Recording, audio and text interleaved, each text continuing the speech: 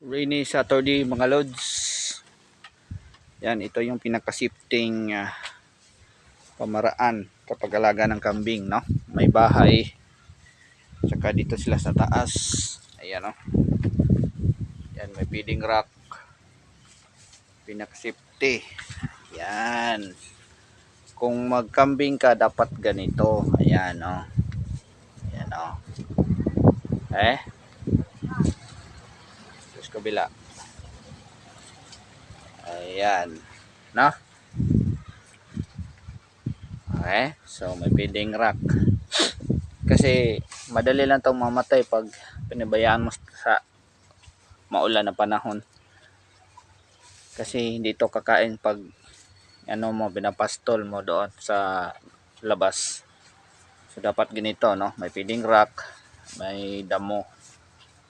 So mangumpay talaga. Pag hindi ganito ang yung setup, huwag ka nang mag-alaga kasi mamamatay lang kambing mo sa panahon ngayon nga tag-ulan. Oh? Hindi nagpakita ng araw.